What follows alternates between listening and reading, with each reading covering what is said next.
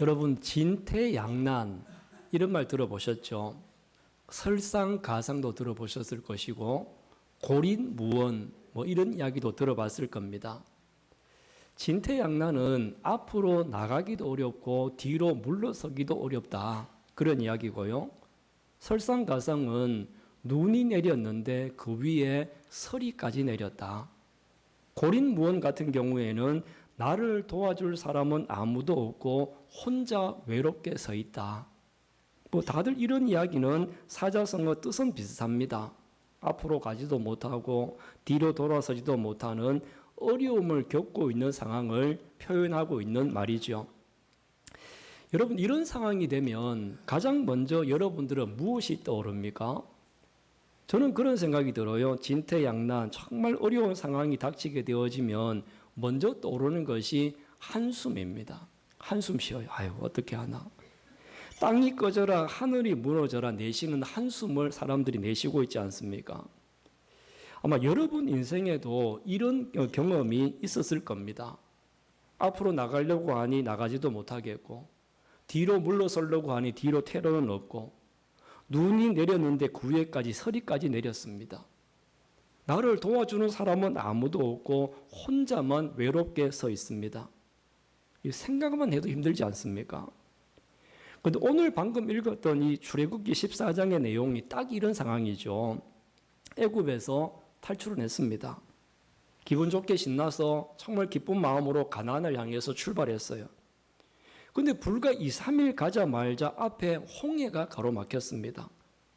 홍해가 가로막혀서 더 이상 갈 수도 없는 상황인데, 근데 뒤를 돌아보니까 애굽의 군대가 이스라엘 백성들을 보낸 것을 후회하면서 다시 잡으러 오려고 달려오고 있는 상황입니다. 그러니까 앞으로 가자니 홍해에 빠져 죽을 것 같고, 뒤로 돌아가자니 애굽 군대가 추격해 오고, 진퇴양난이죠. 설상가상 고린무원의 상황입니다. 여러분, 우리도 이런 상황을 만날 수 있지 않습니까? 그러면 우리는 이런 상황이 되어졌을 때 우리는 어떻게 해야 될까요? 우리에게 이런 상황이 온다고 한다면 오늘 말씀을 통해서 여러분들도 이 진퇴양난을 뚫고 나갔던 모세의 모습들을 다시 한번 배우시고 모세와 같이 진퇴양난을 뚫고 나갈 수 있는 여러분들이 되시기를 주님의 이름으로 축원합니다. 그러면 어떻게 해야 이 위기를 뚫을 수 있느냐? 첫 번째로 우리에게 주는 교훈은 이런 겁니다. 두려워하지 말아야 된다는 겁니다. 지금 이 상황이 두려워하지 말라는데, 자, 10절을 다시 한번 보세요. 우리 10절을 같이 한번 읽어보겠습니다. 바로가 가까이 올 때에 이스라엘 자손이 눈을 들어 본즉 애굽 사람들이 자기들 뒤에 이른지라 이스라엘 자손이 심히 두려워하여 여호와께 부르짖고. 자, 여기 보면 이스라엘 백성들이 심히 두려워하고 있다. 매우 두려워하고 있다는 거죠. 두려워할 수밖에 없어요. 앞으로 갈 수도 없고 뒤로 갈 수도 없고, 앞으로 가도 죽고 뒤로 가도 죽는 그런 상황이기 때문에 두려워 떨고 있는 거죠. 아마 여러분들도 만약에 이런 상황이 되어지면 두려워하지 않을 사람이 별로 없을 겁니다. 장사가 잘 안 되는데 근데 몸에 병까지 생겼어요. 직장에서 잘렸는데 자녀가 아파요. 정말 이런 상황이 되어지면 마음속에 두려움이 생길 수밖에 없겠죠. 상황이 주는 두려움이 분명히 있다는 겁니다. 그런데 놀라운 것은요, 이스라엘 백성들은 지금 이 상황에서 다들 두려워 떨고 있었는데 하나님의 사람이었고 믿음의 사람이었던 모세는 좀 달랐습니다. 모세는 어떻게 하고 있느냐? 자, 13절 한번 보세요. 13절을 같이 읽어봅니다. 모세가 백성에게 이르되 너희는 두려워하지 말고 가만히 서서 여호와께서 오늘 너희를 위하여 행하시는 구원을 보라.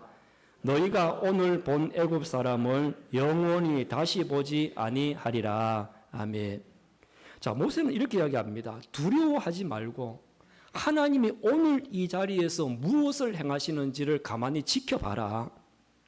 여러분, 백성들이 왜 두려워합니까? 두려워하는 이유는 앞에 홍해를 바라보고 뒤에 쫓아오는 군대를 바라보면서 하나님을 바라보지 않으니까 두려움에 빠지죠. 근데 모세는 어떻게 합니까? 두려움을 이겨냈던 모세 같은 경우에는요, 홍해보다 군대보다 하나님을 바라보고 있다는 겁니다. 하나님을 바라보는 그 사람이 바로 두려움을 이기는 사람이었습니다. 여러분, 우리도 내가 처해진 환경, 우리가 몸이 아파지고 사업이 안 되고 직장에서 어려움을 겪고 여러 가지 처해진 환경들만 계속 바라보게 되어지면요, 두려움이 매일매일 엄습하여서 잠도 못 잡니다. 그러나 이때 저와 여러분들이 모세와 같이 하나님께서 무슨 일을 행하시나 가만히 지켜볼 수 있는 여러분들이 되시기를 소망합니다. 그래서 우리는 두려워해야 될 것은 내가 처해진 환경이 아니라 하나님을 두려워하는 마음을 가져야 돼요. 근데 많은 사람들이 하나님을 두려워하지는 않고 사람만 두려워하고 환경만 두려워하니까 이렇게 더 두려운 마음이 커지는 겁니다. 오늘 우리 모두는 진퇴양난의 순간에도 모세와 같이 하나님 바라보면서 두려움을 이겨낼 수 있는 여러분 모두가 되시기를 주님의 이름으로 축원합니다. 그 다음에 두 번째로 우리가 또 생각해 볼 수 있는 것은요, 뒤를 돌아보지 말아야 됩니다. 이 뒤를 돌아보지 말라는 것은 다시 한번 보세요. 12절 다시 한번 보겠습니다. 자, 12절. 우리가 애굽에서 당신에게 이른 말이 이것이 아니냐. 이르기를 우리를 내버려 두라. 우리가 애굽 사람을 섬길 것이라 하지 아니하더냐. 애굽 사람을 섬기는 것이 강야에서 죽는 것보다 낫겠노라. 자, 이게 무슨 말입니까? 지금 이스라엘 백성들은요, 우리를 왜 애굽에서 끌어내가지고 이렇게 우리를 고생시키느냐? 애굽 사람을 섬기는 것이 강야에서 죽는 것보다 종살이하는 게 더 낫다.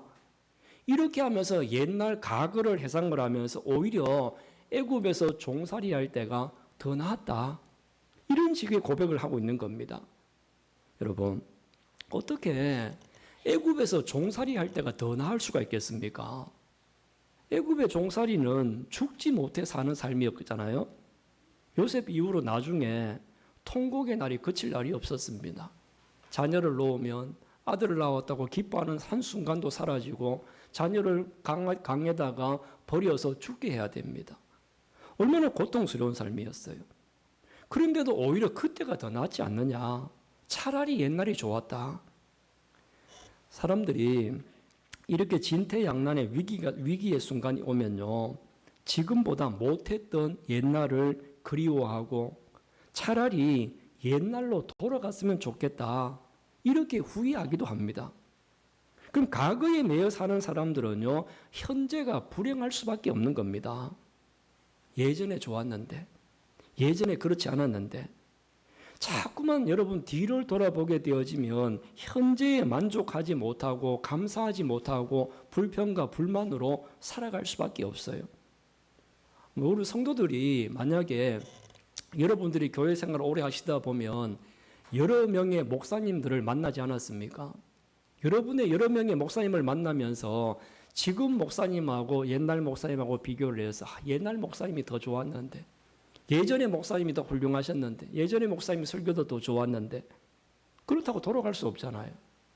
그리고 목사의 입장에서도 목사들도 뭐 전도사, 부목사 여러 교회를 거쳐오면서 옛날에 교회가 좋았는데, 내가 부목사 생활하던 그 교회가 참 좋았는데, 이거 아무 소용 없습니다. 아무 소용 없고요. 과거는 흘러간 물처럼 돌이킬 수 없는 시간입니다. 과거는 이미 지나간 시간이거든요. 사랑하는 성도 여러분, 우리 진퇴양난의 위기의 순간에서 벗어나고 승리할 수 있는 것은 돌아가려고 하지 말고 미래를 바라보고 미래에 대한 소망을 가져야 진퇴양난을 뚫을 수 있는 줄로 믿습니다. 이스라엘 백성들이 과거를 잊지 못하니까 어떤 현상이 나타납니까? 자꾸 불평하고 자꾸 원망하지 않습니까? 이렇게 과거에 매여 살게 되어지면 현재 조금만 어려움이 와도요, 불평하고 원망에 빠집니다. 이스라엘 백성 다시 한번 보세요. 11절에 보면 애굽에 매장지가 없어서 우리를 강야에서 죽게 하느냐, 괜히 애굽에서 이끌어내서 생고생시키느냐 하면서 모세에게 원망을 쏟아내지 않습니까? 우리가 미래지향적인 삶을 살면 현재 닥치는 고난과 어려움을 이겨낼 수 있는 사람이 될 줄로 믿습니다. 사랑하는 성도 여러분, 우리 과거는 소중한 추억으로 묻어두시고 하나님께서 예비해 놓으신 가나안을 바라볼 수 있는 여러분들이 되시기를 바랍니다. 그래서 앞으로 우리를 이끌어 가실 하나님에 대한 기대와 소망으로 이 진퇴양난의 순간에도 승리하는 여러분들이 되시기를 주님의 이름으로 축원합니다. 이렇게 우리가 진퇴양난을 이길 수 있는 것은요, 두려움을 극복하고 과거에 매이지를 말아야 됩니다. 그리고 한 가지 또 중요한 사실은 하나님께서 지금 우리를 위해서 싸우고 계신다는 것을 잊지 말아야 됩니다. 우리 14절 한번 보세요. 자, 14절 같이 한번 읽어볼까요? 여호와께서 너희를 위하여 싸우시리니 너희는 가만히 있을지니라. 할렐루야, 할렐루야. 자, 여기 보니까 하나님이 너희를 위하여 뭐 하신다고요? 싸우고 계신다. 여러분, 이 위기의 순간에 하나님은 나를 대신하여, 우리를 대신하여 가장 앞장서서 싸우고 계시는 분이 하나님이심을 믿으시기를 바랍니다. 모세가 뭐라고 했습니까? 여호와께서 너희를 위하여, 하나님께서 너희를 위하여 싸우고 계시니까 너희는 가만히 있어 봐라. 하나님께서 우리를 위해서 싸우고 계시니까 반드시 승리할 것이라고 하는 확신을 가지라는 것 아닙니까? 여기서 가만히 있으라고 하는 것은요, 아무것도 하지 말고 손 놓고 있으라는 말이 아니지 않습니까? 하나님께서 무슨 일을 하시는지 기대하라는 겁니다. 하나님께서 홍해를 어떻게 하시는지, 그 다음에 뒤쫓아오고는 애국 군대를 어떻게 하시는지 하나님을 믿고 잠시만 지켜보라고 우리에게 말씀하고 있습니다. 여러분, 하나님은 지금도 여러분을 위해서 싸우고 계심을 기억하시기를 바랍니다. 하나님께서 진퇴양난에 빠져있는 우리들을 건져주시고 회복시켜 주실 줄로 믿습니다. 이렇게 이 모든 것을 믿고 있을 때 하나님은 모세에게 다시 이야기합니다. 홍해 위로 손을 내밀어라. 성경 다시 한번 볼까요? 출애굽기 14장 16절. 자, 16절 말씀 같이 한번 읽어보겠습니다. 지팡이를 들고 손을 바다 위로 내밀어 그것이 갈라지게 하라. 이스라엘 자손이 바다 가운데서 마른 땅으로 행하리라. 아멘. 자, 하나님은 모세에게 지팡이를 들고 손을 바다 위로 내밀어라. 모세는 그 이후에 무슨 일이 일어날지 예상도 하지 못했습니다. 어떤 일이 일어날지 모르지만 하나님이 구원하실 것을 믿고 손을 내밀었습니다. 이렇게 믿음으로 모세가 손을 내밀었을 때 어떤 일이 일어납니까? 자, 21절 같이 한번 볼까요? 21절. 모세가 바다 위로 손을 내밀매 여호와께서 큰 동풍이 밤새도록 바닷물을 물러가게 하시니 물이 갈라져 바다가 마른 땅이 된지라. 아멘. 자, 홍해가 가로막고 있었어요. 뒤에는 애국 군대가 추격해 오고 있었습니다. 이 상황에서 어느 누가 홍해가 갈라질 것이라고 상상이나 했겠습니까? 아무도 상상하지 못했던 그런 일이 일어났습니다. 분명히 하나님은 우리가 예상치 못했던 일, 내가 상상하지 못했던 일을 하나님은 만들어내시면서 우리를 위기의 순간에서 건져내시는 분이 하나님이십니다. 하나님은 내가 생각하지도 못하는 큰 일을 이루시는 분이 하나님이신 겁니다. 진퇴양난의 순간에 하나님은 사람으로서 도저히 상상할 수 없는 방법으로 우리를 구원하신 분이 하나님이심을 믿습니다. 사랑하는 성도 여러분, 우리는 인생을 살면서 진퇴양난의 순간을 안 만날 수가 없습니다. 만날 수밖에 없어요. 앞으로 나가자니 길이 보이지 않고 뒤로 돌아가자니 이미 늦어버렸습니다. 여러분 인생에도 길이 보이지 않는 순간이 있을 수 있거든요. 그러나 하나님은 길이 없는 곳에 길을 만드시는 분이 하나님이십니다. 하나님이 일하시면 바다가 길이 되고 절망이 기적이 되고 눈물이 간증으로 바뀌게 될 줄로 믿습니다. 혹시 여러분들이 진퇴양난의 순간을 만나더라도 오늘 말씀을 꼭 기억하십시오. 여호와께서 너희를 위하여 싸우시리라. 하나님께서 나를 위하여 지금도 싸우고 계신다. 하나님께서 홍해 바다에 길을 낸 것처럼 여러분의 인생에도 막힌 길을 뚫어서 새로운 길을 내실 겁니다. 이제 길이 막히는 위기의 순간을 만나도 하나님께서 길을 내실 것을 믿으십시오. 그러면 하나님께서 길을 내신 그 길을 걸어가십시오. 얼마 지나지 않아서 젖과 꿀이 흐르는 땅이 여러분을 기다리고 있을 겁니다.